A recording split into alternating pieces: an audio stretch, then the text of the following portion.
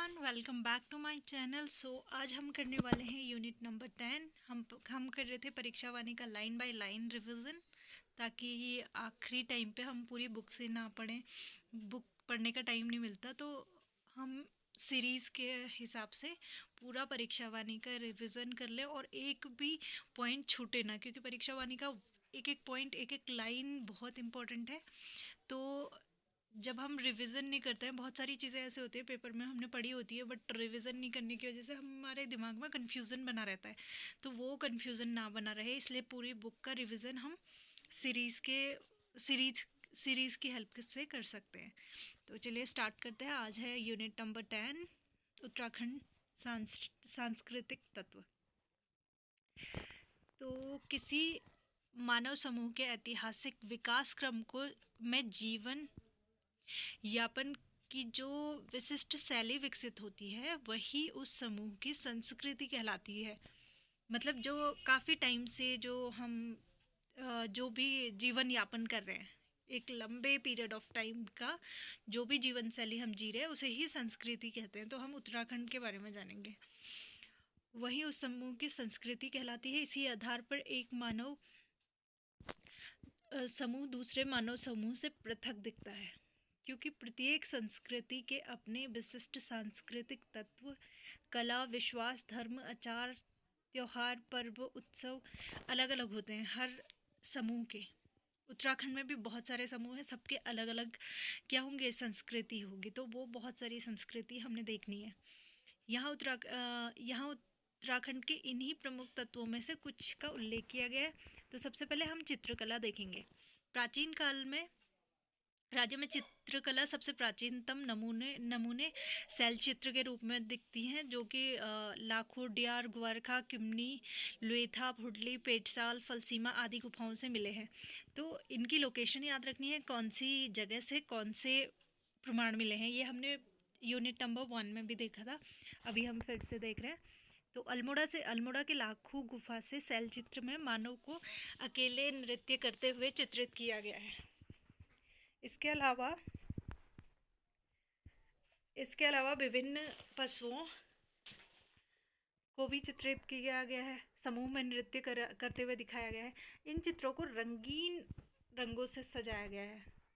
ठीक है, फिर आते चमोली की ग्वारखा गुफा। इन्हें ऐसे भी याद रखना है, कभी कभी केवल ग्वारखा गुफा आ जाएगा, उसकी लोकेशन याद मैच करने को दे देंगे। तो हमें याद रखना है ग्वारखा गुफा का है चमोली में, लाखों गुफा का है अल्मोड़ा में, किमनी गांव चमोली, ऐसे करके भी याद रखनी है। इनकी लोकेशन भी याद रखनी है, ठीक है। और कहाँ से क्या चीज़ मिली थी ये भी याद रखनी है। तो चमोली के ग्वारखा गुफा में अनेक पशुओं का चित्रण किया गया है, जो कि लाखों गुफा के चित्र से अधिक चटकदार है। ठीक है, चमोली के किमनी गांव में शैल चित्र हथियार एवं पशुओं के हैं, जिन्हें सफ़ेद रंगों में से रंगा गया है। अल्मोड़ा के लुएथाप के शैल चित्र में मानव को शिकार करते हुए दिखाया गया है और हाथों में हाथ डालकर नृत्य करके दिखाया गया है। ऐसे कुछ इंपॉर्टेंट अलग हट के कुछ पॉइंट होते हैं, वहाँ से क्वेश्चन बनने की संभावना बहुत ज़्यादा बनी रहती है। जैसे हाथों में हाथ डालकर नृत्य करते हुए कौन सी स्थान में चित्रकला मिली थी, तो ऐसे आ सकता है। तो अल्मोड़ा के लुएथाप में हाथों में हाथ डालकर नृत्य करते हुए जो शिकार करते हुए और ऐसे वाले क्या मिले हैं, शैल चित्र। ठीक है, उत्तर काशी के हुडली गुफा में नीले रंग के का प्रयोग किया गया है। और जगह तो हमने देखे थे चटकदार और कहीं वाइट कलर के, कहीं ऐसे मिले थे, लेकिन जो उत्तर काशी के हुडली गुफा थी, वहाँ नीले रंग का प्रयोग किया गया था सारी चीज़ों के लिए। ठीक है, मध्य एवं आधुनिक काल देखते हैं अब हम। 16वीं शताब्दी से 19वीं शताब्दी तक राज्य में चित्रकला की गढ़वाल शैली प्रचलित थी। तो कभी क्वेश्चन ऐसे भी बन सकता है, 16वीं से या 19वीं सदी में या फिर मध्य आधुनिक काल में कौन सी शैली प्रचलित थी। तो गढ़वाल शैली प्रचलित थी उत्तराखंड में। ठीक है, गढ़वाल शैली पहाड़ी शैली की एक धारा है, जिसका विकास गढ़वाल नरेशों के संरक्षण में हुआ। सन 1658 में गढ़वाल नरेश पृथ्वीपति शाह के समय पर मुगल शहजादा सुलेमान सिकोह अपने दरबार के 2 चित्रकारों, ये भी क्वेश्चन बनने की यहाँ से ज़्यादा संभावना है कि पृथ्वीपति शाह ने शरण दी थी उसके सुलेमान के सुको सिखों ने अपने दरबार में किन दो चित्रकारों को रखा था, तो इनका नाम भी पूछ सकते हैं। तो ये है तुवर श्यामदास और उनका पुत्र हरदास।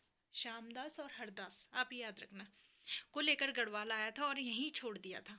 हरदास के वंशज गढ़वाल शैली के विकास में लगे रहे।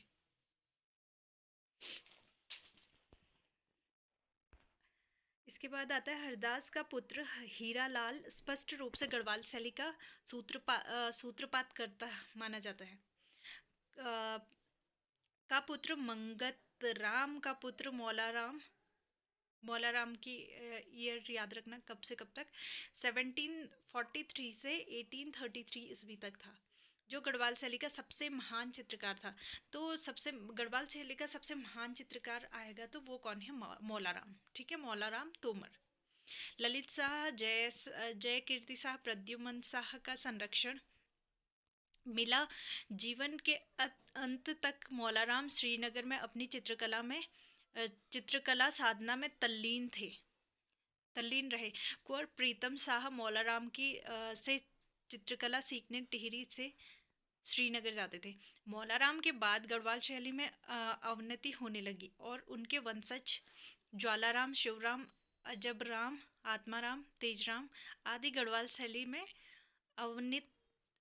अवनति कालीन चित्रकार हुए। अवनति कालीन मतलब प्रसिद्ध हुए। ठीक है।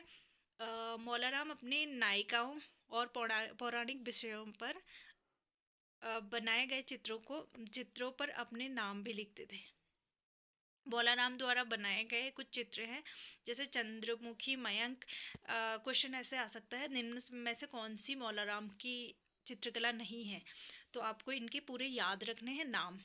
आप बार बार सुनेंगे तो आपको याद हो जाएंगे। ऐसे पर्टिकुलरली अलग से याद करने के लिए टाइम निकालना या फिर ऐसे चीज़ें नहीं होती।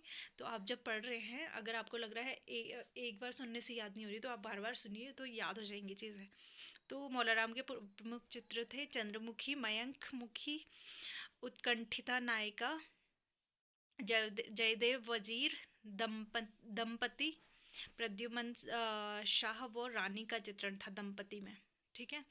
राधा कृष्ण मिलन, विप्रलंभा नायिका, सितार प्रिया, हिंडोला, मस्तानी, वॉक्सटिका नायिका, वॉस्कस्टिका नायिका, सॉरी, ये इनकी प्रमुख चित्र हैं। ठीक है।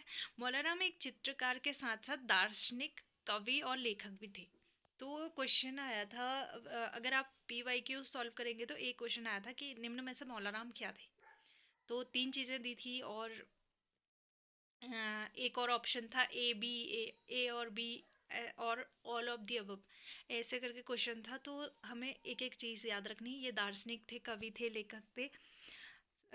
और इनकी कुछ पुस्तकें निम्न प्रकार से हैं, जैसे गढ़वाल वंश काव्य, ये इनके क्या है? पुस्तकें हैं। ऊपर क्या थे? इनके चित्र थे, अब इनके पुस्तकें हैं।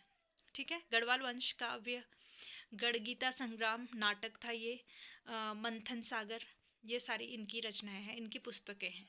मौलाराम के चित्रों को दुनिया के सामने कौन लाया? तो सर्वप्रथम कौन लाया था? बैरिस्टर मुकुंदी लाल। ये क्वेश्चन इतनी बार रिपीट हुआ है कि जैसे आयोग का हर तीसरे पेपर में ये क्वेश्चन रिपीट हुआ हो। ठीक है। तो कौन लाया था? बैरिस्टर मुकुंदी लाल, ये याद रखना आप। इस शैली का प्रमुख विषय था रुक्मणी मंगल नायिका भेद, रामायण महाभारत का सूत्र।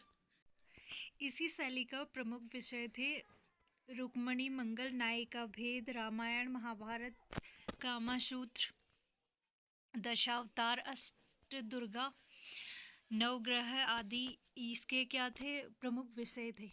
मुकुंदी लाल लिखते हैं कि नारी अंकन में कोई अन्य पहाड़ी शैली गढ़वाली कला की ऊंचाई तक नहीं पहुंचा सकती। यहाँ वे अधिक छरहरी और मोहक दिखाई देती है।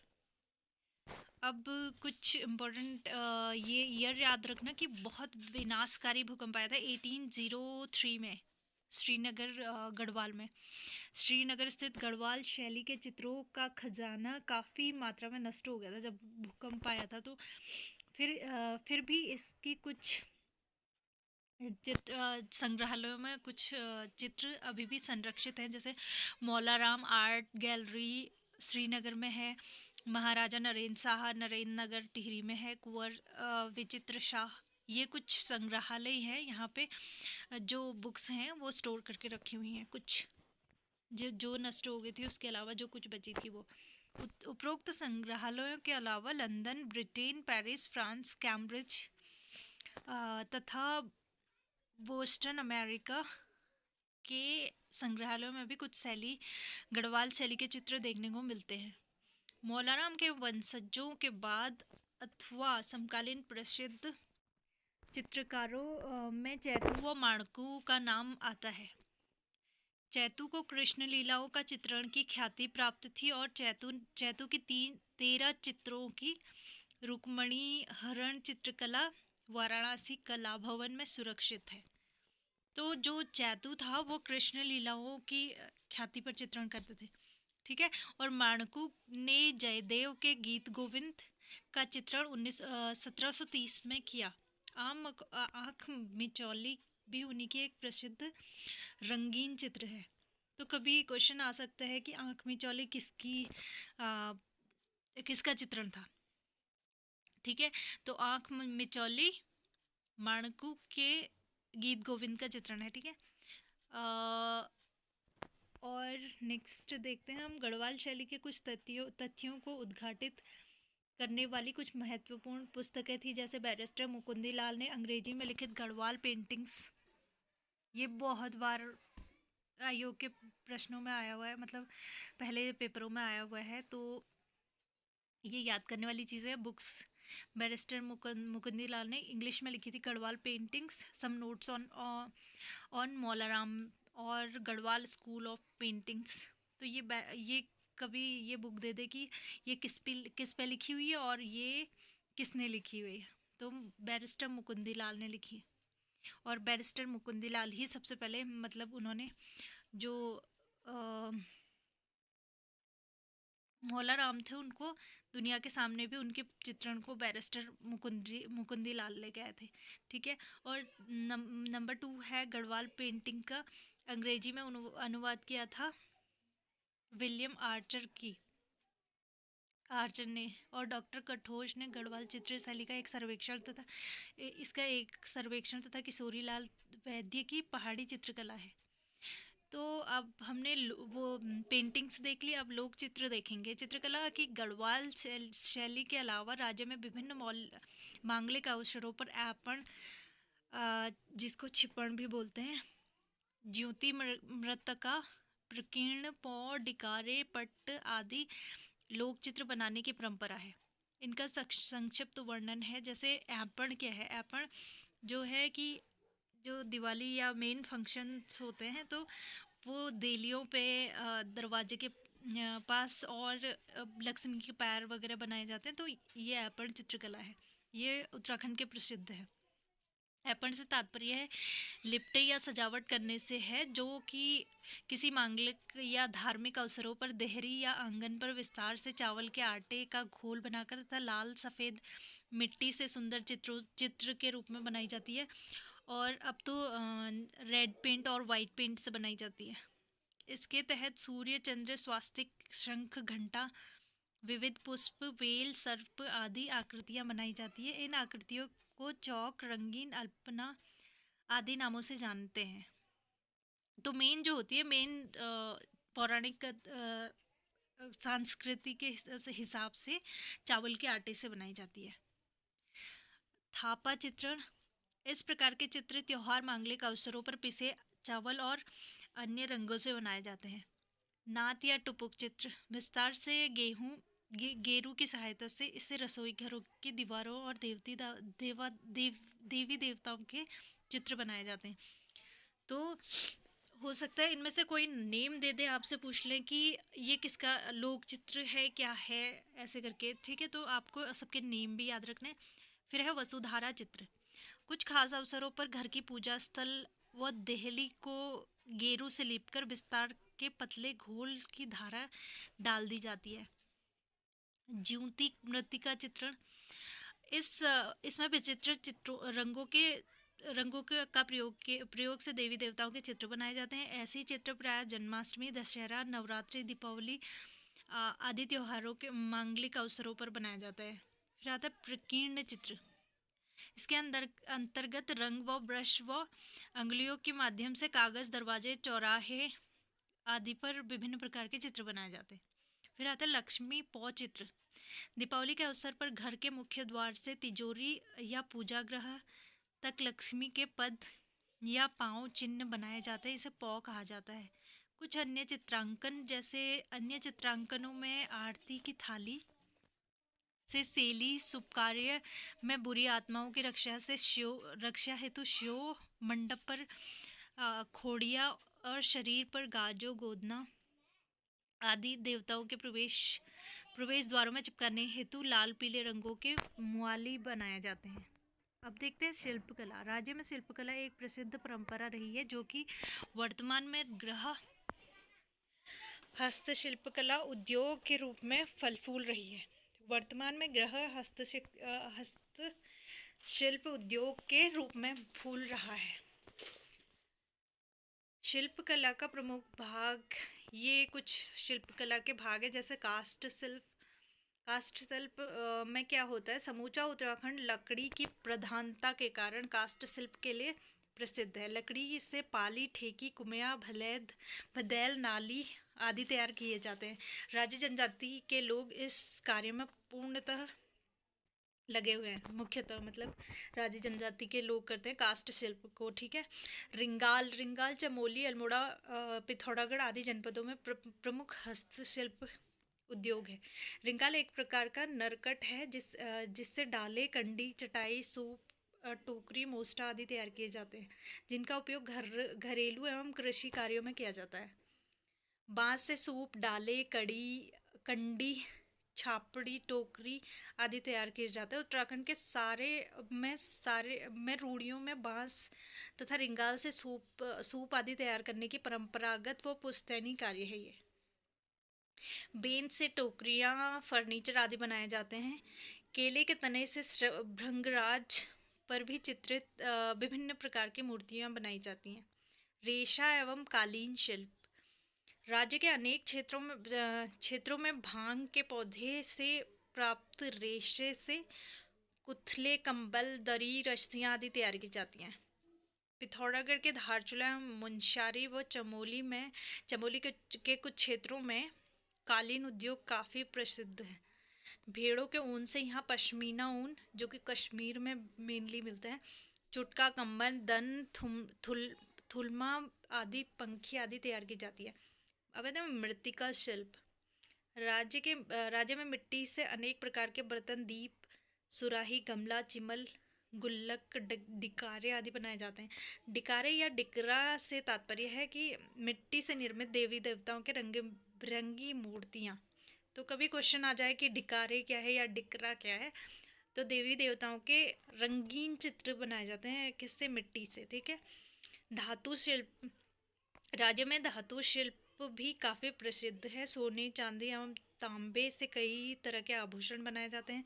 राज्य में टमटा समुदाय अल्मोड़ा में सबसे ज़्यादा मिलते हैं। ये लोग तांबे, एल्यूमिनियम, पीतल आदि धातुओं से घरेलू एवं पूजा गृह उपयोग के अनेक प्रकार के बर्तन तैयार करते हैं।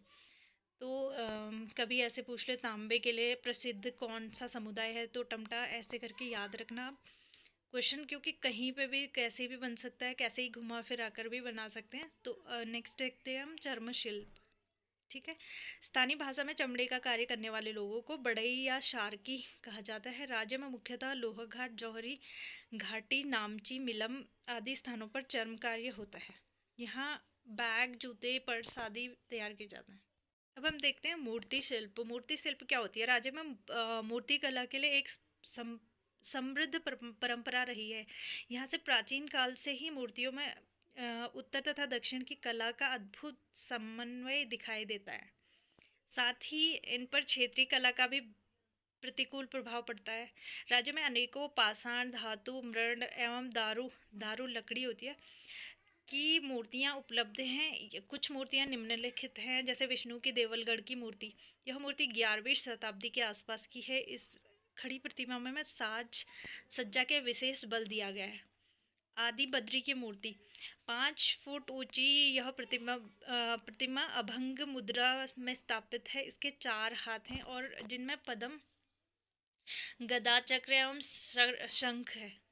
मूर्ति कीर्ति मुख, माला, वैजंती एवं रत्न कुंडों से सज्जित है।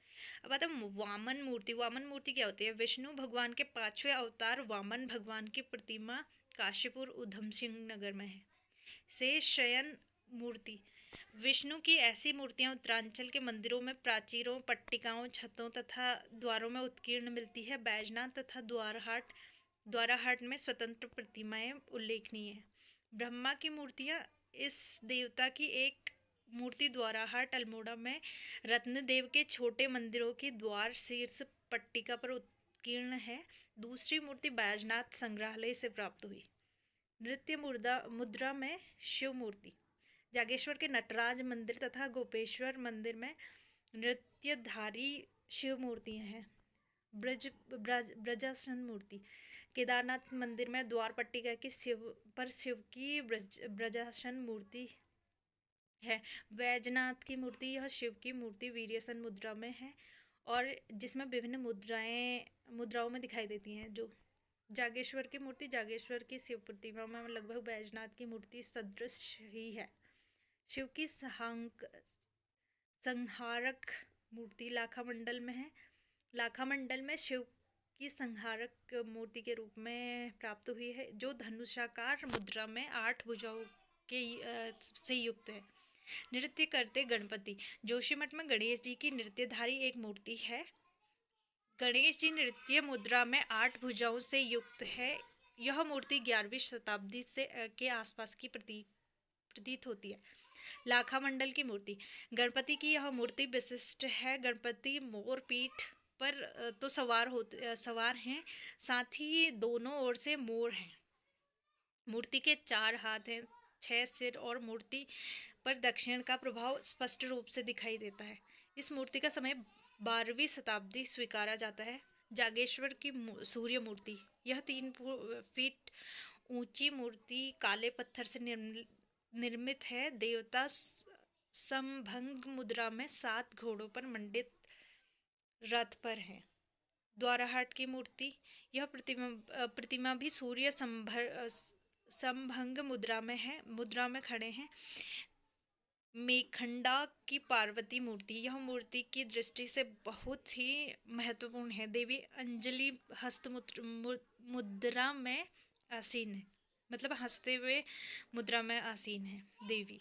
लाखामंडल की गौरी प्रतिमा 8वीं व 9वीं शताब्दी की इस मूर्ति में देवी को तपस्या करते हुए दिखाया गया है। वैजनाथ की मूर्ति संपादस्थानक मुद्रा में देवी की प्रतिमा 4 से 6 फुट ऊंची है। चारों हाथों में विभिन्न प्रकार की वस्तुएं हैं। चारों हाथों में दुर्गा की मूर्तियां उत्तरांचल में दूसरी महत्वपूर्ण देवी दुर्गा है। दुर्गा की वैजनाथ संग्रहालय की खड़ी मूर्ति तथा जागेश्वर व कालीमठ की सिंहवाहिनी प्रतिमाएं विशिष्ट है। महिषासुर मर्दिनी शक्ति रंभा देवी के रूप में यह उत्तरांचल में सर्वत्र प्रसिद्ध है। देवी के इस रूप की प्रथम मूर्ति चंबा से प्राप्त होती है। मांगलिक मूर्ति शिल्प उपरोक्त के अलावा राज्य में विभिन्न मांगलिक अवसरों पर कई तरह के लोक शिल्प देखने को मिलते हैं। राज्य में नंदाष्टमी के पर्व पर केले के तने को काटकर नंदा सुनंदा की मूर्ति बनाई जाती है। आपको याद ही होगा, अगर आपने नैनीताल या अल्मोड़ा में जब नंदा देवी की पूरा मेला लगता है और डोला उठता है, तो उस टाइम पे जब जो वो मूर्ति बनाई जाती है वो क्या होती है, केले के तने को काटकर नंदा सुनंदा की मूर्ति तैयार की जाती है प्यारी सी, जिसमें कपड़ा बांधकर मुखाकृति, आँख, नाक, मुंह आदि को चित्रित करते हैं। विवाह के समय अवसर पर चावल के आटे और चीनी के चाशनी से समधिन बनाए जाते हैं। बनाकर दोनों पक्षों को आदान प्रदान किया जाता है, जिसे विवाहोपरांत तोड़कर लड़के खाते हैं। दीपावली के अवसर पर गन्ने नारियल की सहायता से लक्ष्मी की मूर्ति बनाई जाती है। मकर संक्रांति के अवसर पर आटे से घुघुतिया के खिलौने बनाए जाते हैं। अब हम देखते हैं संगीत कला या लोकगीत।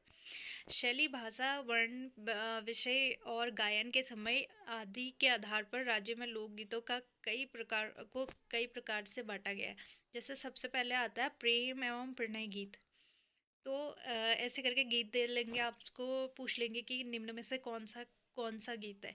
तो प्रेम या प्रणय गीत कौन कौन से हैं? चौफला, झुमरो, छोपती, झपेली, बाजूबंद, लामड़ झूला आदि दाम्पत्य जीवन के प्रेम संबंधी गीत हैं। कृष्ण संबंधी रुक्मणी हरण, कृष्ण कोकिला, चंद्रावली हरण और आदि पौराणिक लोक गाथाएं हैं। और जागर,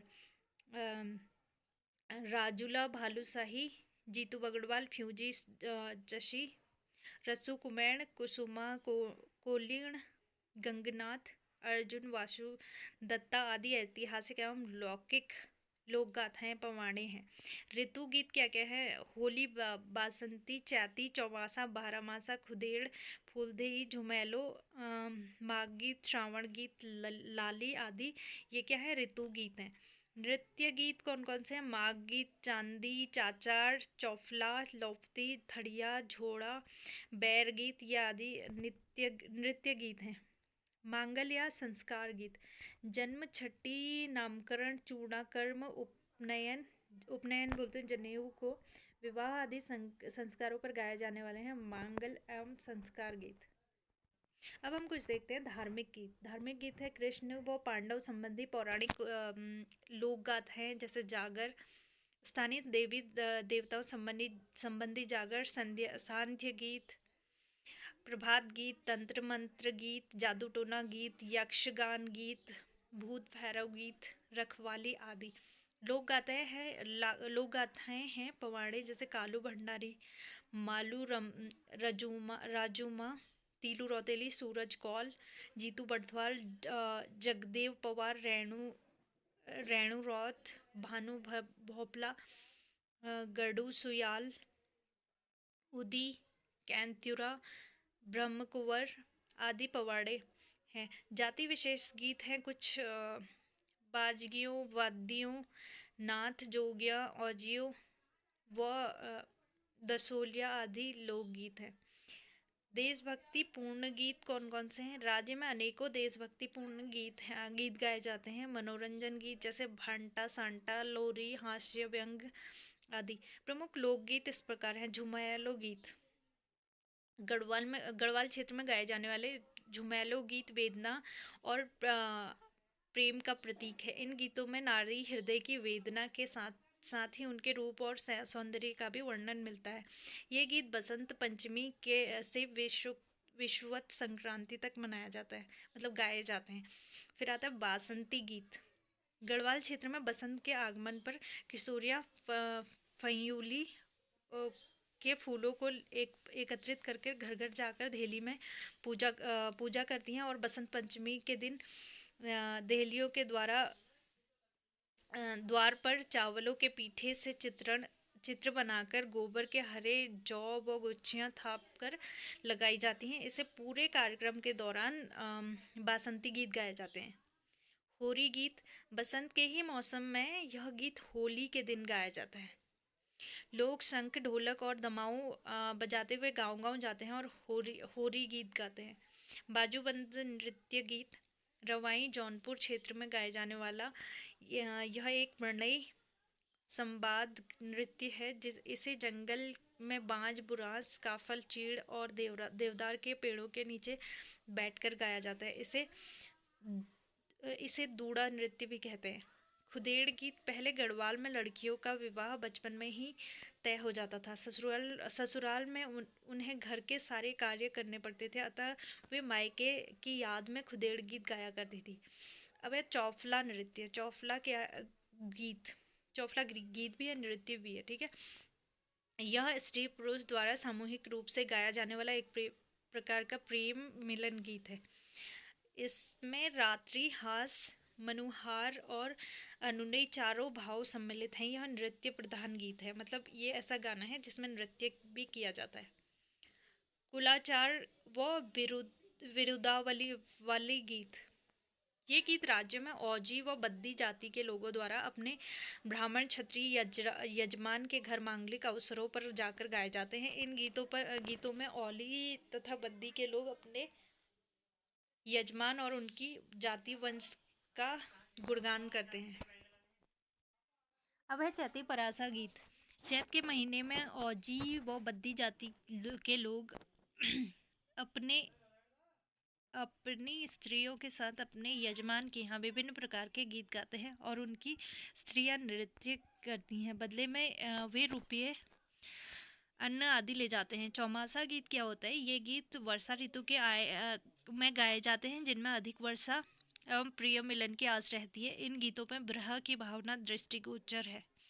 बारहमासा क्या होता है? गढ़वाल क्षेत्र में विरहणी स्त्रियों द्वारा ये गाए जाने वाले बारहमासा गीत में बारहों महीनों के लक्षणों, जैसे कैसा मौसम है, कौन कौन से फूल खिल रहे हैं, कैसा प्राकृतिक सौंदर्य आदि का वर्णन किया गया है। फिर आता है पटगीत।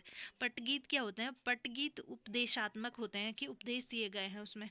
चूरा गीत क्या होता है? यह लोक गीत वृद्ध भेड़ चरावाहों द्वारा युवा चरावाहों को कुछ सीख देने के लिए गाया जाता है। छोपती गीत क्या है? यह संयोग, श्रृंगार, प्रिय मिलन प्रधान गीत हैं, जो कि समूह में गाया जाता है। गढ़वाल के रवाई जौनपुर क्षेत्र में यह अधिक प्रचलित है।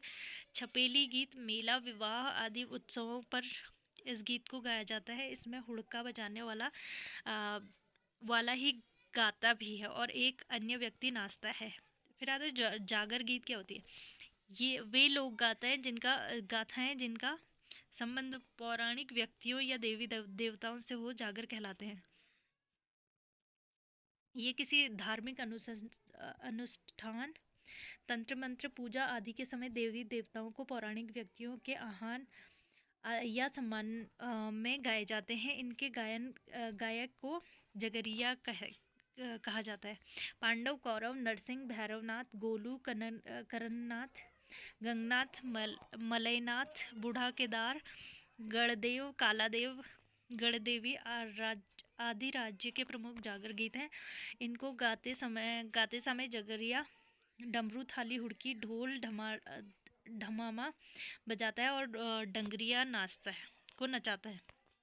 झोड़ा गीत क्या होता है? कुमाऊं क्षेत्र में माघ महीने में गाया जाने वाला एक प्रमुख समूह नृत्य है झोड़ा। स्त्री पुरुषों के श्रृंगारिक नृत्य वाला इस नृत्य का मुख्य गायक वृत्त के बीच में हुड़की बजाता हुआ गाता है और नाचता है। चांचरी क्या है? चांचरी या भौनी बोलते हैं इसको। यह कुमाऊं गढ़वाल के मध्य क्षेत्र में एक नृत्य गीत है, जिसमें स्त्री पुरुष दोनों भाग लेते हैं। उत्तरायणी के अवसर पर इसे अधिक गाया जाता है। भगनौला गीत क्या होता है? कुमाऊं क्षेत्र का यह एक अनुभूति प्रधान गीत है। इसमें प्रेम की प्रधानता है। ये गीत स्त्री के मन की कल्पना करते हुए उसके मधुर एहसास में प्रेमी द्वारा मेलों में हुड़के एवं नगाड़े की धुन पर नृत्य करने के साथ गाए जाते हैं। न्यौली क्या है? यह भी भगनौला के तरह एक क्षेत्र का एक अनुभूति प्रधान गीत है। पवाड़ा या भड़ो गीत क्या है? वीरों की जीवनी से संबंधित गीतों को गढ़वाल में पवाड़ा या तथा कुमाऊं में भड़ो या कटकू कहते हैं। जैसे माधो सिंह भंडारी, चिमल चंद, जीतू बड़फाल आदि वीरों संबंधी पवाड़े गाए जाते हैं। थड़िया गीत क्या होता है? इसमें सामूहिक नृत्य रूप से स्त्रियों द्वारा एक दूसरे के हाथ पर हाथ रखकर लोक नायकों की गाथाएं गीत के रूप में गाई जाती हैं। इसका गायन प्रायः बसंत पंचमी से विषुवत संक्रांति तक होता है। अब ठुलखेल क्या होता है? ठुलखेल गीत, ये गीत कुमाऊं क्षेत्र में पुरुषों द्वारा भाद्रपद महीने में कृष्ण जन्माष्टमी के आसपास गाया जाता है। इसमें प्राय राधा कृष्ण संबंधी प्रसंग गाए जाते हैं। बैर गीत क्या होता है? यह कुमाऊं क्षेत्र में एक तर्क प्रधान गीत है। प्रतियोगिता के रूप में आयोजित किए जाने वाले इस नृत्य गीत के आयोजन में दो गायक तार्किक वाद विवाद को गीतात्मक रूप में प्रस्तुत करते हैं। कुशाग्र बुद्धि वाला बैरिया अपना पक्ष मजबूत करता है और गीत के माध्यम से प्रतिद्वंदी पर हावी होते होते जीत जाता है। हुड़की बोल गीत कुमाऊं क्षेत्र में ये कृषि संबंधी खरीफ के समय का गीत है। हुड़की बोल का अर्थ है हुड़के के साथ किया जाने वाला श्रम। प्रमुख गायक विशेष वेशभूषा के साथ इस वाद्य पर थाप देते हुए गीत की एक पंक्ति गाता है जिसे खेल में काम करने वाले लोग दोहराते हैं। संगीत नृत्य देखते हैं। अब नृत्य एवं नाटक, यहाँ से पूरा चैप्टर बहुत इंपॉर्टेंट है, यहाँ से क्वेश्चन आते ही आते हैं।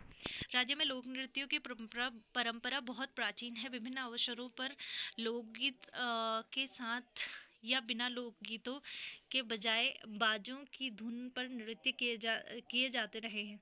प्रमुख लोकगीत या नाटक नृत्य निम्नलिखित है। थड़िया नृत्य क्या है? गढ़वाल क्षेत्र में बसंत पंचमी से विश्वत संक्रांति तक विवाहित लड़कियों द्वारा घर के थाड़ आंगन चौक में थड़िया गीत गाए जाते हैं और नृत्य किया जाता है। यह नृत्य प्रायः उन विवाहित लड़कियों द्वारा किया जाता है जो पहली बार मायके आती हैं। सरों नृत्य क्या है? यह गढ़वाल क्षेत्र का ढोल के साथ किया जाने वाला युद्ध गीत है। सरों, जिसके प्रथम चरण पर ढोल ढोली जोड़े में करतब दिखाते हैं और दूसरे चरण में ढोल की ताल पर नर्तक तलवार ढाल का स्वांग कर करतब दिखाते हैं। यह नृत्य टिहरी उत्तरकाशी में खूब प्रचलित है। अब आता है भोटिया नृत्य। भोटिया जनजाति का पौड़ा नृत्य भी इस शैली का नृत्य है। दोनों नृत्य शादी ब्याह के अवसर में मनोरंजन के लिए किए जाते हैं। कुमाऊं क्षेत्र पर छोलिया भी से इसी श्रेणी का नृत्य है। ठीक है, जो कुमाऊं क्षेत्र में उसमें छोला नृत्य होता है और जो गढ़वाल या भोटिया शैली के हैं वो लोग पौड़ा नृत्य करते हैं। पौड़ा। हारुल नृत्य, यह जौनसारी जनजातियों द्वारा किया जाता है। इसकी विषय वस्तु पांडवों के जीवन पर आधारित है। इस नृत्य का समय रमतुला नामक वाद्य यंत्र अनिवार्य रूप से बजाया जाता है। जब ये नृत्य किया जाता है तो रमतुला नामक वाद्य यंत्र, तो कभी क्वेश्चन ऐसे पूछ ले कि रमतुला क्या है, तो एक वाद्य यंत्र है, ऐसे भी याद रखनी है आपको चीज़ें। जब आप बुक पढ़ते हैं तो जितने क्वेश्चन आपके मन में आ रहे हैं वो सारे भी आप अच्छे से याद कर लीजिए, क्योंकि क्वेश्चन कहीं से भी बन सकता है, किसी भी लाइन से बन सकता है। बुढ़ियात लोक नृत्य क्या है? जौनसारी समाज में यह नृत्य जन्मोत्सव, शादी ब्याह, हर्षोल्लास के समय अवसरों पर किया जाता है। पांडवार्थ नृत्य नाटक क्या है? गढ़वाल क्षेत्र में पांडवों के जीवन प्रसंगों पर आधारित नवरात्रि के 9 दिनों के चलते इस नृत्य नाटक का आयोजन किया जाता है। विभिन्न प्रसंगों के 20 लोक नाट्य होते हैं। चक्रव्यूह, कमलव्यूह, गेंडी गेंडा वध आदि नाट्य के विशेष रूप से प्रसिद्ध हैं। केदार घाटी में 1000 घंटे गाए जा सकने वाली वार्ताओं का एक संकलन उपलब्ध है। ढोल के 32 तालों व सैकड़ों स्वरलिपियों का इस्तेमाल इस वार्ताओं के गायन एवं नृत्य में होता है, जो भारत का एक अनूठा उदाहरण है। अब है मंडान। मंडान एक प्रकार का नृत्य है। आपने गाना सुना होगा, अब लगा लो मंडान। तो ये मंडान क्या है? मतलब जब ग्रुप में लोग बैठे होते हैं तो जब साथ में डांस करते हैं तो उसे मंडान नृत्य कहते हैं। गढ़वाल क्षेत्र के टिहरी उत्तरकाशी जनपदों में देवी देवताओं के पूजन, देवजात और शादी ब्याह के मौके पर यह नृत्य किया जाता है।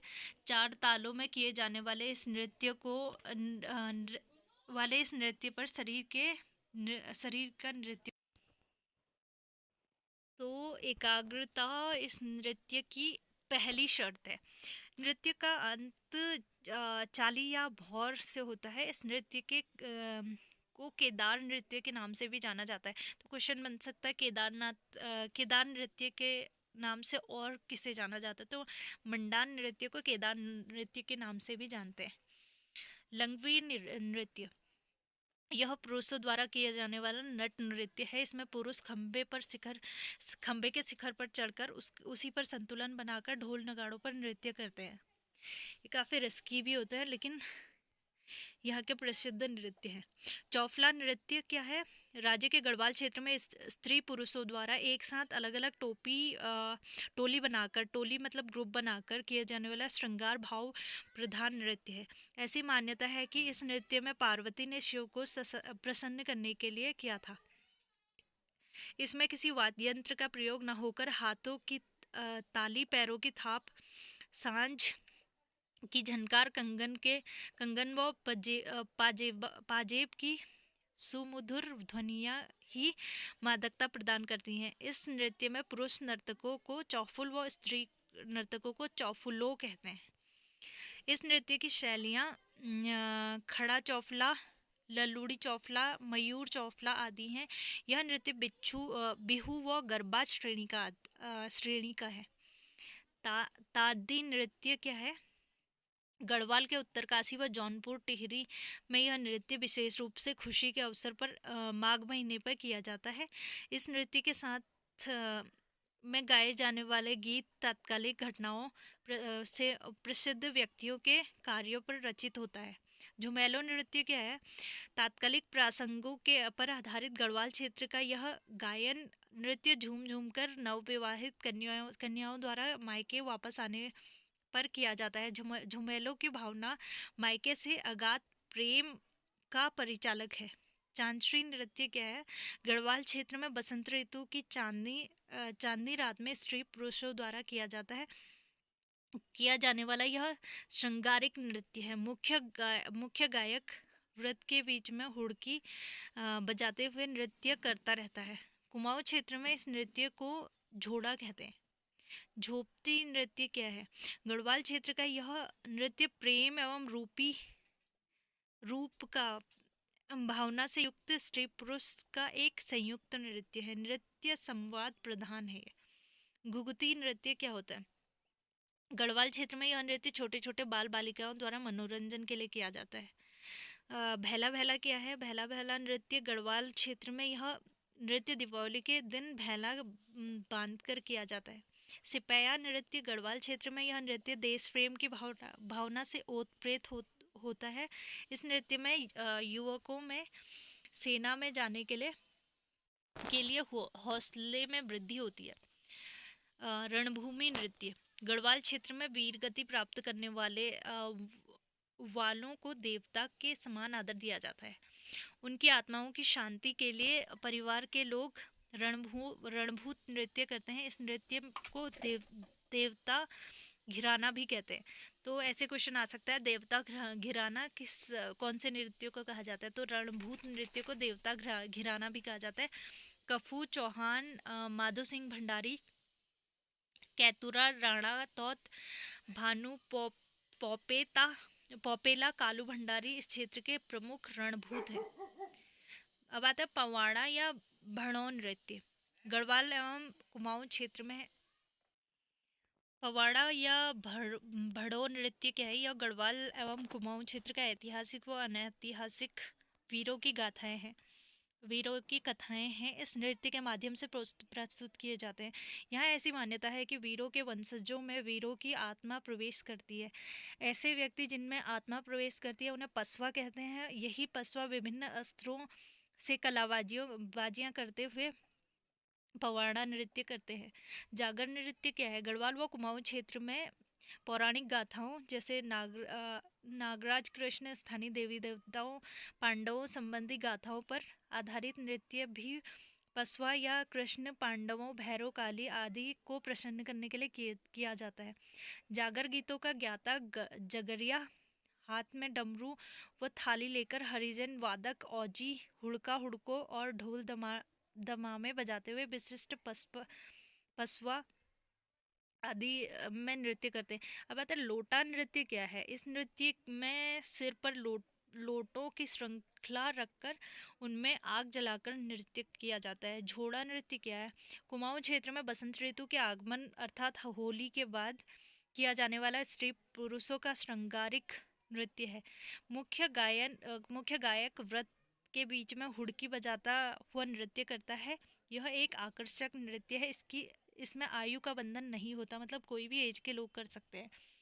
नेक्स्ट है बैर बैर नृत्य। बैर नृत्य क्या है? कुमाऊं क्षेत्र का यह गीत गायन प्रतियोगिता के लिए के रूप में दिन रात किया जाता है। भगनौला नृत्य क्या है? कुमाऊं क्षेत्र का यह नृत्य मेलों में आयोजित किया जाता है। इस नृत्य में हुड़का और नगाड़ा प्रमुख वाद्य यंत्र है इसके भगनौला के। छोलिया नृत्य कुमाऊं क्षेत्र का एक प्रसिद्ध युद्ध नृत्य है। छोलिया क्या है? युद्ध नृत्य है जिसे शादी या धार्मिक आयोजन या किरजी कुंभ मेला में उत्साह में ढाल व तलवार के साथ किया जाता है। यह गढ़वाल क्षेत्र के सरो पौड़ा नृत्य की तरह होता है। यह नरगजा या नागराज सिंह नरसिंह व पांडव लीलाओं पर आधारित होता है। अब हम कुछ देखते हैं संगीत कला एवं वाद्य यंत्र। ठीक है, तो कुछ जैसे धातु घन वाद्य जैसे घंटा, बेणाई, थाली, कांसे, मंजीरा, घुंघरू, झांझ, करताल, चिमटा, खजड़ी, थाली, ये क्या है? धातु या घन वाद्य है। क्वेश्चन ऐसे आया था लास्ट टाइम कि 4-5 नेम दिए थे जिनमें से पूछा था कि उत्तराखंड का वाद्य यंत्र नहीं है। तो आपको याद रखना है कि कौन कौन से वाद्य यंत्र है, ये भी याद रखना है कि जो गाने गाते टाइम या डांस करते टाइम बजाए जाते हैं, ये सारी चीज़ें। अब चर्म वाद्य है जैसे ढोल, नगाड़ा, तबला, हुड़की, डफली, हुड़का, सैया, डौर, दामरा व दवाऊँ आदि, दमाऊँ, धतीमा आदि। तार या तांत वाद्य जैसे सारंगी, एक तारा, दो तारा, वीणा आदि। इसीलिए मैं कहती हूँ कि परीक्षा वाणी की लाइन बाय लाइन पढ़ना बहुत ज़रूरी है, क्योंकि आप एक्सप्लेनेशन वाली चीज़ें देख लेते हो लेकिन क्वेश्चन पता नहीं ना, यू नेवर नो कहाँ से क्वेश्चन आ जाए। क्योंकि अगर जब तक आपने परीक्षावाणी पूरी नहीं पढ़ी होगी, लाइन बाय लाइन आप समझेंगे नहीं, आपने केवल वन लाइनर पढ़ लिया और चीज़ें याद कर ली, उतना इनफ नहीं है। क्योंकि अब क्वेश्चन ना घुमा कर आते हैं, तो पेपर में से कहीं से भी क्वेश्चन बन सकते हैं। तो आपने लाइन बाय लाइन चीज़ें पढ़नी बहुत ज़रूरी हो जाती है आपके लिए। तो इसीलिए पूरी परीक्षा वाणी लाई जा रही है लाइन बाय लाइन, ताकि अगर उतना टाइम ना मिले कि पूरी पूरी बुक उतनी बार पढ़ी जाए, तो हम सुन के चीज़ें कर सकते हैं। तो अब हम देखते हैं सुसीर या फूक वाद्य कौन कौन से। तुरही, रणसिंघा, अंगोरा, अंकोरा, नागफणी, शंख, मोचंग, अलगोजा। अलगोजा बांसुरी को बोलते हैं। मसकबीन, ऊर्ध्वमुखी। अन्य वाद्य यंत्र जैसे harmonium, guitar, organ, mouth organ.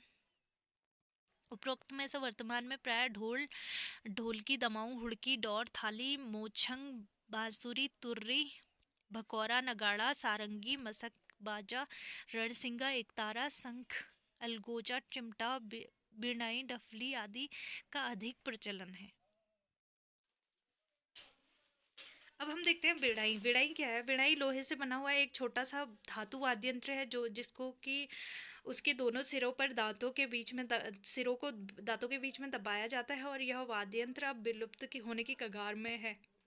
जैसे ढोल, तांबे और साल की लकड़ी से बना हुआ ढोल राज्य में सबसे प्रमुख वाद्य यंत्र है। इसके बाणी, पुड़ी की बकरी की और दाई पुड़ी भैंस की या बारहसिंगा की खाल की चढ़ी होती है। हुड़क या हुड़की क्या होता है? हुड़की भी यहाँ का महत्वपूर्ण वाद्य यंत्र है। इसकी लंबाई 1 फुट 3 इंच के लगभग होती है। इसमें दोनों पुड़ियों को बकरी की खाल से बजाया जाता है। युद्ध प्रेरक प्रसंग, जागर एवं कृषि कार्यों में बजाया जाता है। यह 2 प्रकार के होते हैं, हुड़क या साहित्य कहा जाता है इसे। दमाऊ या दमामा क्या होता है? पहले इसका उपयोग प्रायः युद्ध वाद्य यंत्रों के साथ राजदरबार, नक्कार खानों में होता था, किंतु अब यह एक लोक वाद्य यंत्र है। इसके द्वारा धार्मिक नृत्यों से लेकर अन्य सभी नृत्य संपन्न किए जाते हैं। ढोल के लिए प्रत्येक ताल में दमामा का सहयोग सर्वथा अनिवार्य है। तांबे का बना यह वाद्य यंत्र 1 फुट व्यास तथा 8 इंच गहरे कटोरे के समान होता है।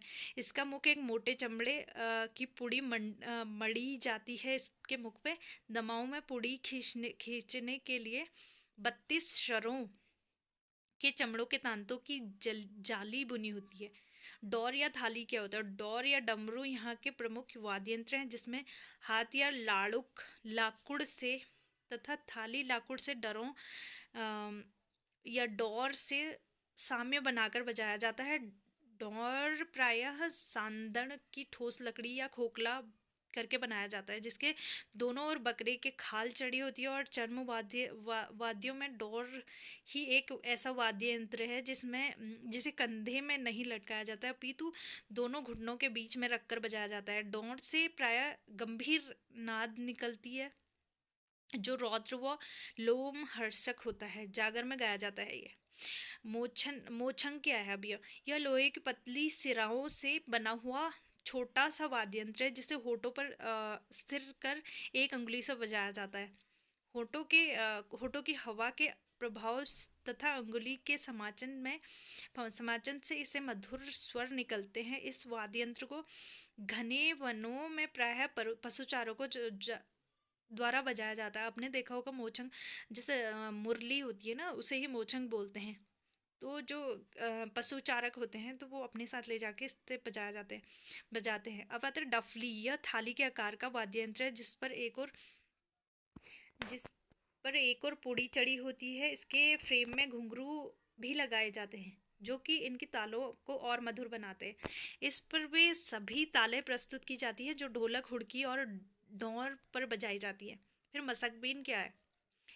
यह एक यूरोपियन वाद्य यंत्र है जिसे पहले केवल सेना व बैंड में बजाया जाता था। यह कपड़े का थैलीनुमा होता है। इसमें 5 बांसुरी जैसे यंत्र होते हैं। यह एक इसमें एक नली हवा फूकने के लिए होती है जिससे आवाज़ें निकलती है। एक तारा क्या है? यह तानपुरे के समान होता है। इसमें केवल एक तार होता है। एक इम्पॉर्टेंट क्वेश्चन, जैसे मसकबीन यहाँ दिया हुआ है, ये एक यूरोपियन वाद्य यंत्र है।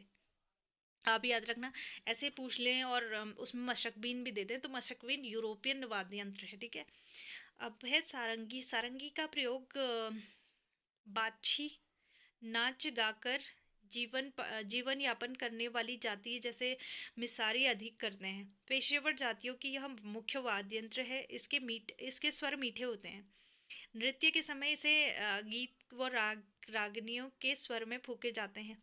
अलगोजा क्या है? अलगोजा भी बांसुरी है। यह बांस या मोटे रिंगाल से बनी होती है जिसमें स्वतंत्र या सहवाद्य दोनों ही रूपों में बजाई जाती है। जिसे इसके स्वरों से के साथ नृत्य भी होता है। खुदेड़ या झुमेलो गीतों में बांसुरी अधिक बजाई जाती है। पशुचारक भी इसे खूब बजाते हैं, ठीक है।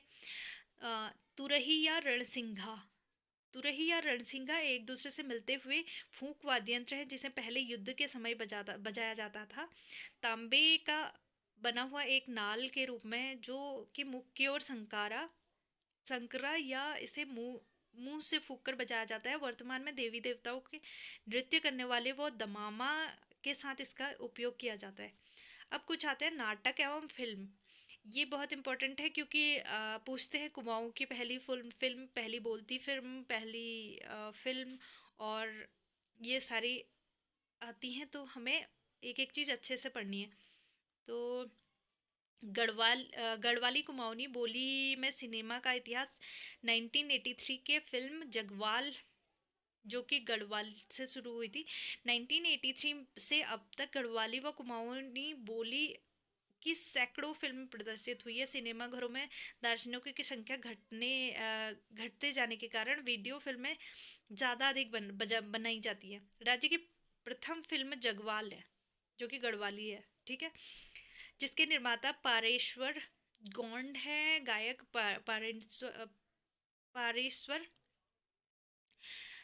पारेश्वर गौंड व रमेश मंदोलिया व नायिका कुसुम बिष्ट है।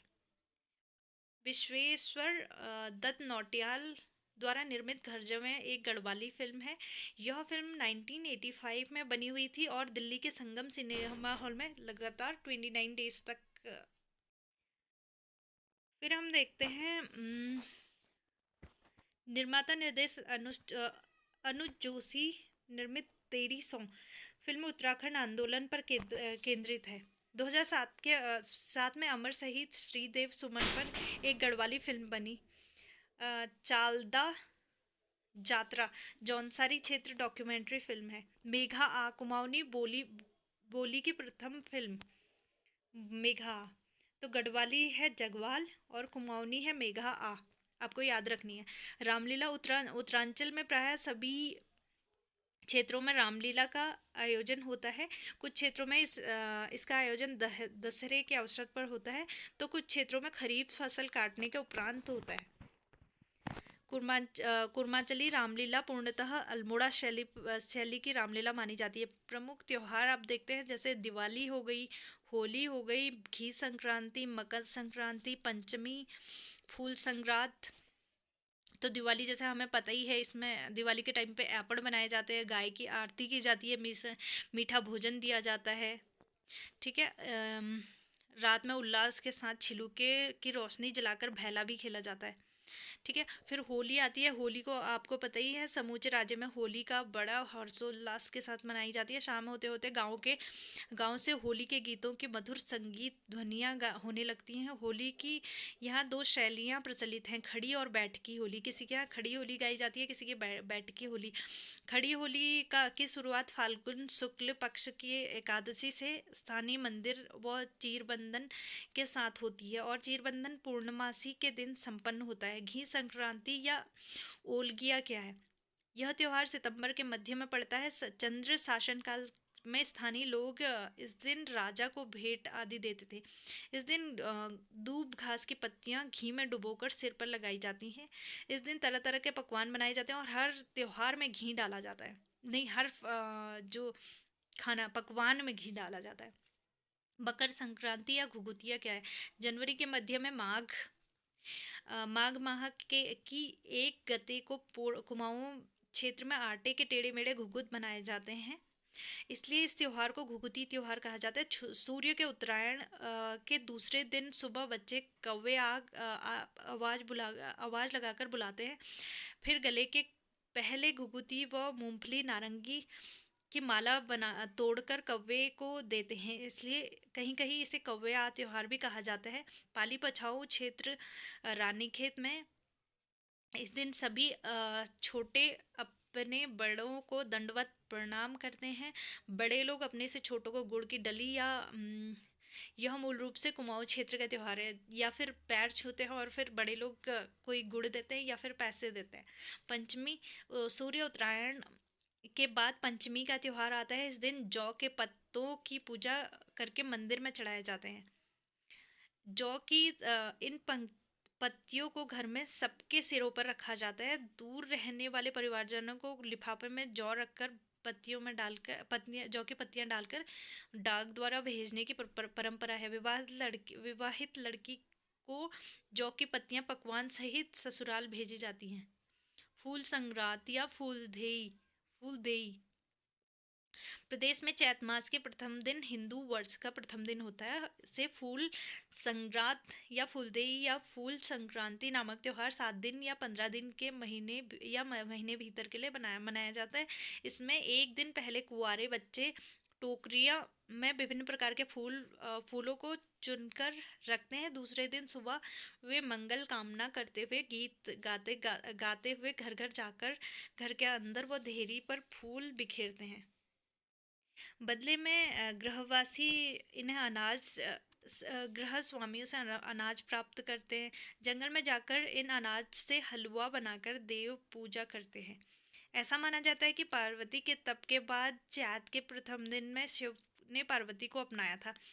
इस दिन औजी लोग विभिन्न बाज बजाकर देवी देवताओं की प्रशस्त्रता हेतु गीत गाते हैं। इस त्योहार को बसंतोत्सव के रूप में भी मनाया जाता है।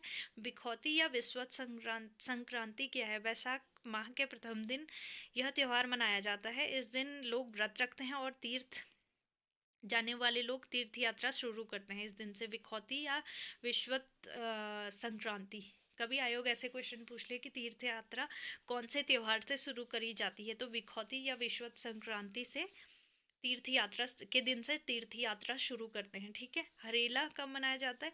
यह राज्य का प्रमुख त्योहार है। श्रावण मास के प्रथम दिन यह त्योहार मनाया जाता है। कभी पूछ ले हरेला किस दिन मनाया जाता है, तो श्रावण मास के प्रथम दिन मनाया जाता है। आपको ये मास भी हिंदी में भी याद याद कर लेने चाहिए, क्योंकि कभी कभी क्वेश्चन पूछ लेते हैं सामने से श्रावण भाद्र ऐसे करके दे देंगे, और सामने से उनके जनवरी फरवरी ऐसे करके लगाने को दे देंगे आपको कभी कभी। तो फिर आपको ये याद होने चाहिए श्रावण कौन से मंथ को बोलते हैं, फाल्गुन कौन से मंथ को बोलते हैं, ऐसे करके। हरेले से 10 दिन पहले किसी बर्तन में शुद्ध मिट्टी डालकर धान, मक्का, उड़द, मटर आदि 5 से 7 9 या 9 प्रकार के अनाज बोए जाते हैं। हरेले के दिन हरेले को काटकर घर पे पर ही निर्मित शिव पार्वती गणेश कार्तिकेय की मूर्ति के सिर पर हरेले को चढ़ाया जाता है। पर्यावरण को ध्यान में रखते हुए अब इसे पौधरोपण के रूप में मनाया जाने लगा। अब है संवत्सर प्रतिपदा। यह चैत शुक्ल के प्रथम दिन मनाया जाता है। इस दिन हरेला बोया जाता है और पंचांग सुनाया जाता है।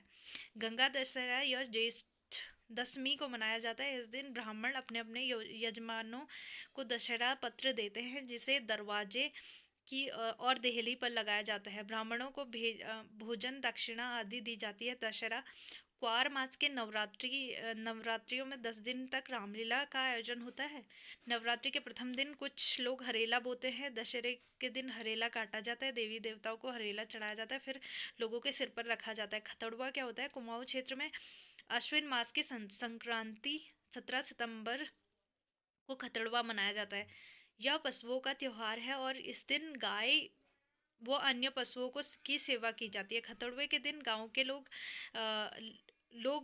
गांव से बाहर होली की चीड़ की तरह अधिक शाखाओं वाले चीड़ के अन्य वृक्ष को काट देते हैं और आसपास के पिरूल या सूखी घास फूस को ढेर जमा लेते हैं। इस दिन इसे ही खतड़ुआ कहा जाता है। इस खतड़ुए को अश्विन संक्रांति के दिन जलाया जाता है। चिराग के माध्यम से आग को घर ले जाते हैं, फिर घर के सभी लोगों को लोग आग सेकते हैं। माना जाता है कि खतड़ुआ जलने के साथ ही पशुओं को समस्त अनिष्ट भस्म हो जाते हैं। समस्त अनिष्ट भस्म हो जाते हैं। और कुछ क्षेत्रों में इसे गाय त्योहार या गायों का त्योहार भी कहा जाता है।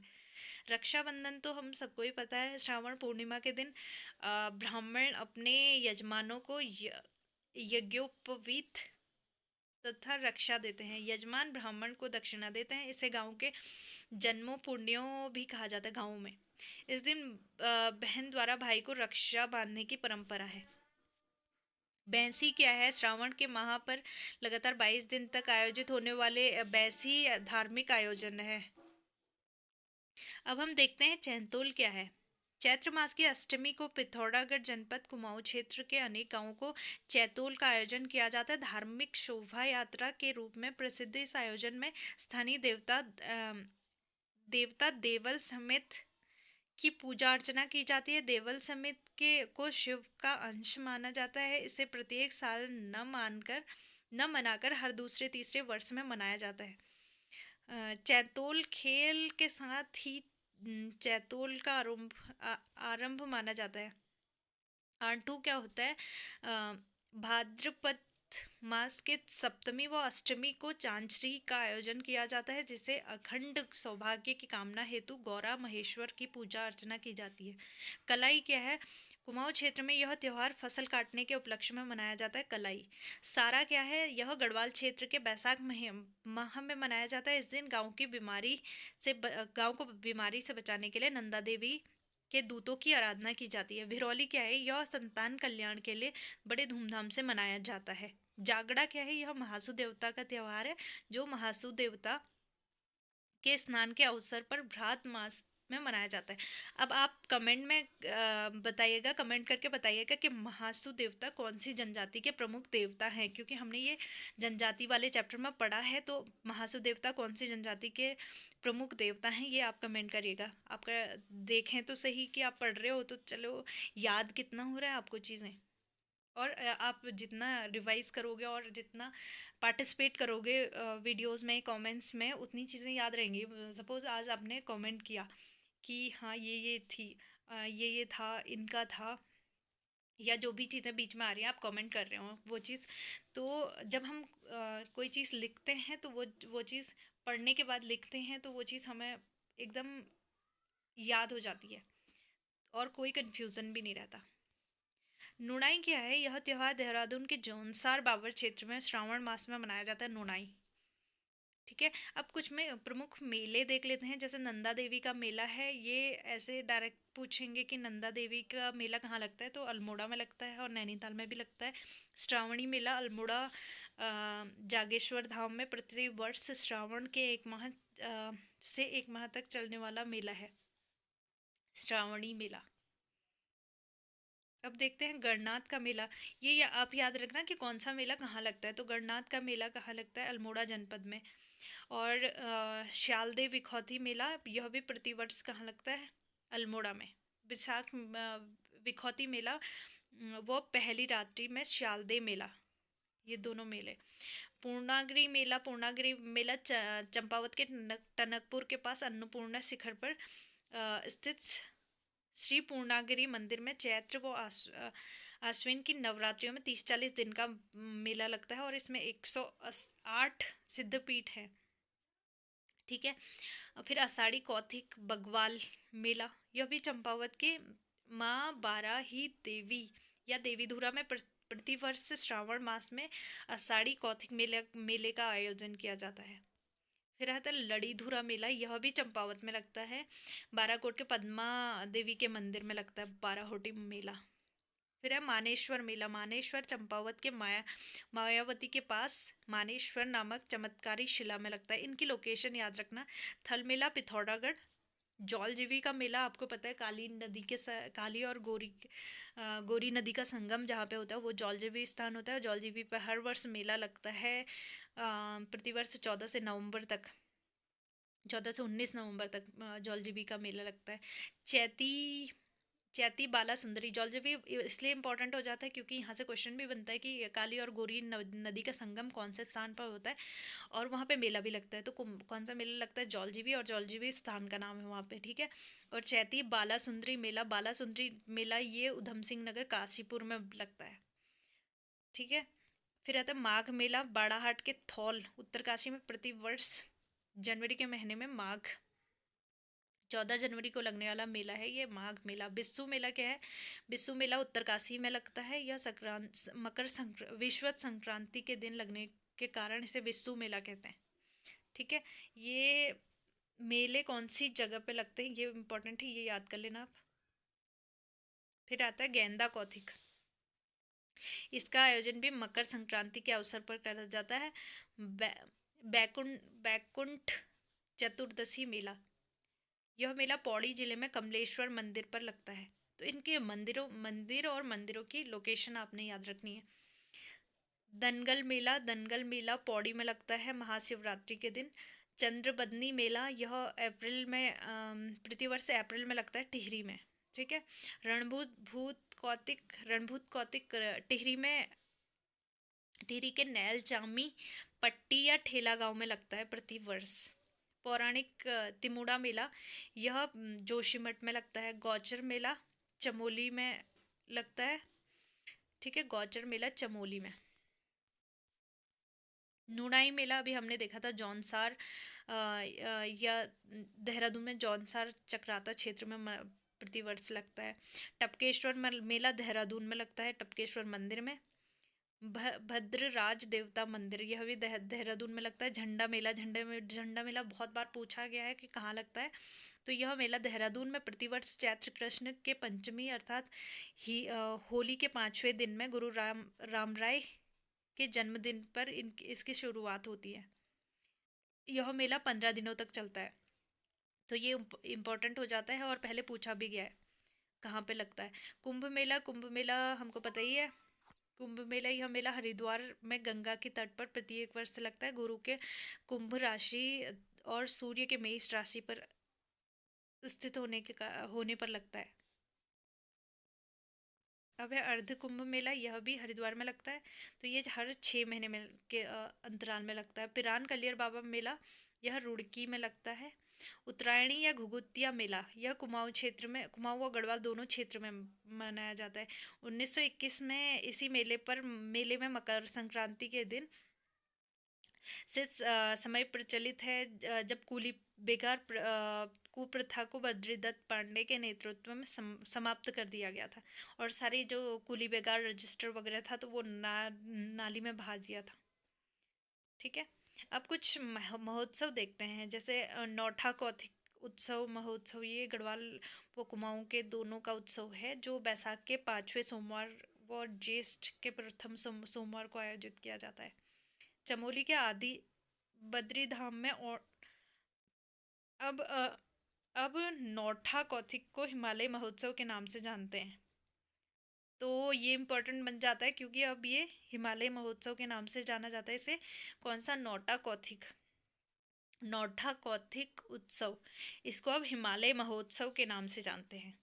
गेंदी व खटकोती उत्सव, यह गढ़वाल जिले के समीप कुछ गांवों में बसंत पंचमी पर लगता है। ठीक है। फिर है सुरखंडा उत्सव। सुरखंडा उत्सव गढ़वाल का सुप्रसिद्ध देवी मंदिर है और यहाँ उत्सव मनाया जाता है, तो इसे सुरकंडा कंठा उत्सव कहा जाता है। फिर सरदोत्सव। सरदोत्सव जो है पर्यटक स्थल जो है जैसे अल्मोड़ा, मसूरी, नैनीताल, रानीखेत, पिथौरागढ़, चंपावत आदि में सरदोत्सव का आयोजन किया जाता है। ग्रीष्मोत्सव, मतलब ये कुछ ऐसे हैं जो ऋतुओं के हिसाब से कुछ उत्सव मनाए जाते हैं।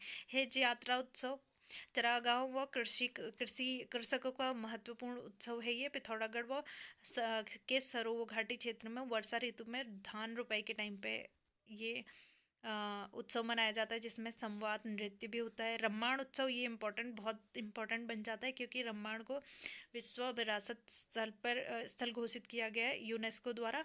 तो ये कब किया गया, ये भी क्वेश्चन आता है। और क्योंकि ये इम्पोर्टेंट है, यूनेस्को द्वारा इसे विश्व की अमूर्त सांस्कृतिक धरोहर घोषित किया गया 2009 में।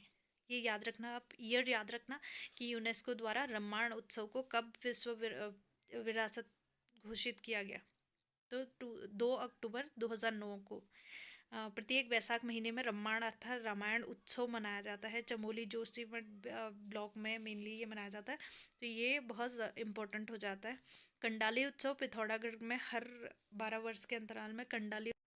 अब कुछ हैं इम्पोर्टेंट यात्राएं, जैसे कैलाश मानसरोवर यात्राएं। आपसे ये पूछ सकता है कि कैलाश मानसरोवर यात्रा करते टाइम कौन सा दर्रा पड़ता है और कहाँ से होके जाते हैं। ठीक है।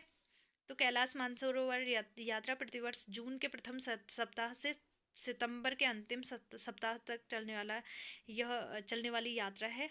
इसमें भारतीय विदेश मंत्रालय, कुमाऊं मंडल विकास निगम तथा भारत तिब्बत पुलिस के सहयोग से होता है ये।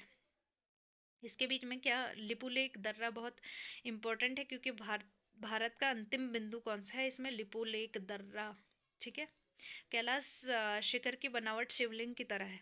पर्वत के पत्थर काले हैं और यात्री मानसरोवर झील पर स्नान करते हैं। मानसरोवर झील से आप कमेंट करना कि कौन सी 2 नदियां निकलती हैं मानसरोवर झील से। ये नदियों वाले में हमने पढ़ा था बहुत अच्छे से। बाद में शिवलिंगाकार कैलाश, एटलीस्ट जिन्होंने मेरी ऑफलाइन क्लासेस देखी हैं वो लोग भी कमेंट करना कि कौन सी मानसरोवर से कौन सी 2 नदियां निकलती हैं, क्योंकि ये पूरा चैप्टर 1-2 घंटे का हमने किया है। सारी पूरा अपवाह तंत्र हमने बहुत अच्छे से किया है। ठीक है। और कैलाश से मानसरोवर झील 32 किलोमीटर दूर है। लोकेशन पूछ लेते हैं कभी कभी।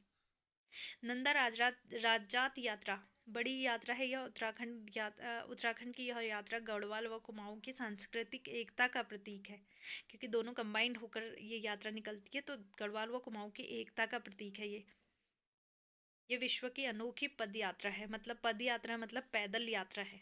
नंदा राजजात यात्रा 280 किलोमीटर की यात्रा 19-20 दिन में पूरी की जाती है। इसमें प्रत्येक 12 वर्ष में चांदपुर गढ़ी के वंशज कांसुआ गांव के राजकुमारों के नेतृत्व में आयोजित की जाती है। ठीक है। उसके बाद हम देखते हैं नेक्स्ट कौन सी, नंदा राजजात यात्रा छोटी। ठीक है, वो पीछे हमने देखी थी नंदा राजात यात्रा। यह यात्रा प्रत्येक वर्ष, ये छोटी है, ये प्रत्येक वर्ष होती है। वो नंदा राजात यात्रा 12 साल में होती थी, ये प्रत्येक वर्ष होती है। यहाँ कुरुड़ मंदिर के सामने से शुरू होकर नंद्र केसरी देवाल मुंदोरी व वाण से होते हुए बुग्याल वेदनी बुग्याल तक पहुंचती है। फिर हिज यात्रा, पिथौरागढ़ में सोरो घाटी के पास हिज यात्रा शुरू होती है। ये कृषकों तथा पशुपालकों का उत्सव है। नेपाल की देन मानी जाती है ये हिज यात्रा। हिल यात्रा, हिज और जात्रा दो शब्दों से मिलकर बना है, जिसका अर्थ है सीमर वाली दलदली जगह, या जात्रा का अर्थ है खेल। ठीक है, विशिष्ट नाट्य शैली का प्रयोग किया जाता है इसमें। खतलिंग रुद्रा देवी यात्रा, ये क्या है, पंचवा धाम यात्रा के नाम से प्रचलित है, खतलिंग रुद्रा देवी यात्रा। ठीक है, टिहरी जनपद के सीमांत उच्च हिमालयी क्षेत्र में प्रतिवर्ष सितंबर माह में होती है ये यात्रा शुरू। फिर है दियोवोरा यात्रा। दियोवोरा यात्रा यह पिथौरागढ़ में है, गढ़ की है दियोवोरा यात्रा। इस दियोवोरा यात्रा में पूरे नंगे पैर चलना होता है। पमवाली कांठा केदार यात्रा, इसमें भी पैदल यात्रा की जाती है। अगस्त से सितंबर महीने में 29 किलोमीटर पैदल चला जाता है इसमें। सहस्त्र ताल महासर ताल यात्रा, टिहरी से शुरू होकर बूढ़ा केदार के महास्त्र ताल तक घुतू के उत्तरकाशी सहस्त्र ताल समूह तक जाती है। फिर वारुणी पंचकोशी यात्रा, ये चैत्र मास के कृष्ण पक्ष की त्रयोदशी तिथि को इसका प्रारंभ माना जाता है।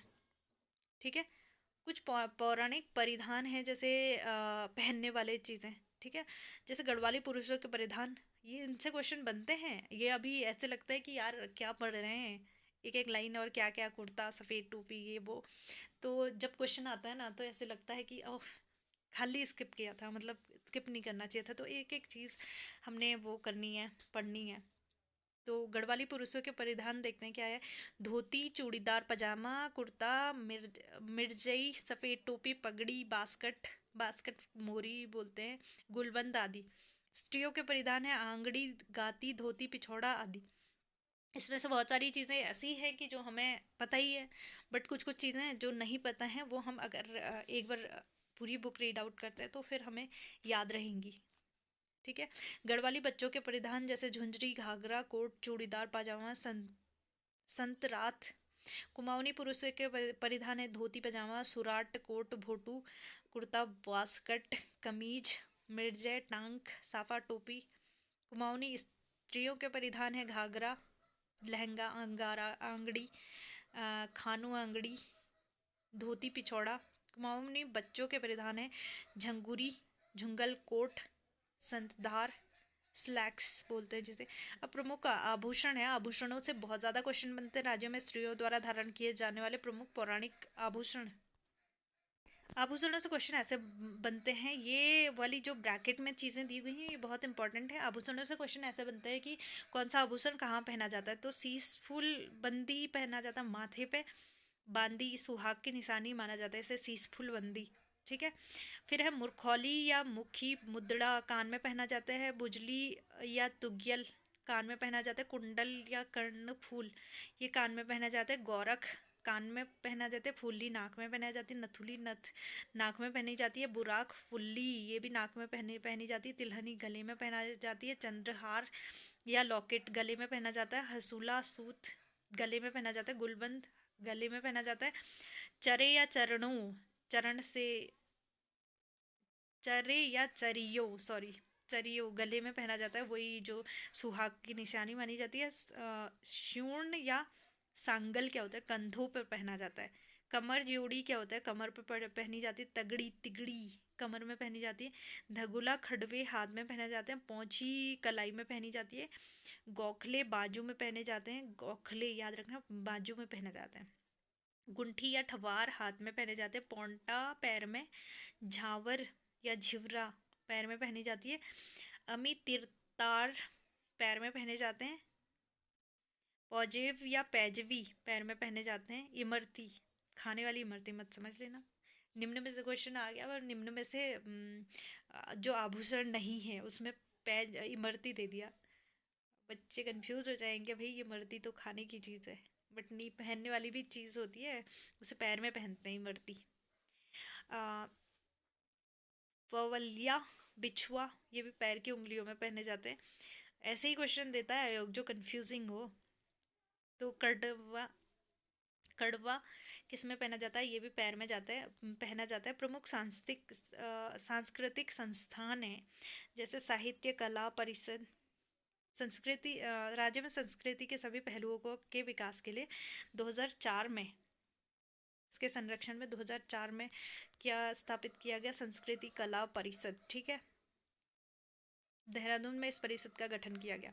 संस्कृत एकेडमी, अभी रिसेंट अगर अपडेट आप देखोगे तो उत्तराखंड ऐसा जिला है जहाँ पे उत्तराखंड की सेकंड जो लैंग्वेज है संस्कृत, संस्कृत लैंग्वेज के लिए एक पर्टिकुलर गांव बना जाएगा। संस्कृत एकेडमी हरिद्वार में स्थित है। रंगमंडल, राज्य अभिलेखागार जहाँ सारे अभिलेख सुरक्षित करके रखे जाएंगे। और रंगमंडल देहरादून अल्मोड़ा में रंगमंडल की स्थापना की गई है। उदय शंकर नृत्य एवं नाट्य अकेडमी, इसकी स्थापना 2003 में की गई। और ये कहाँ है ये पूछ सकते हैं, तो अल्मोड़ा में है।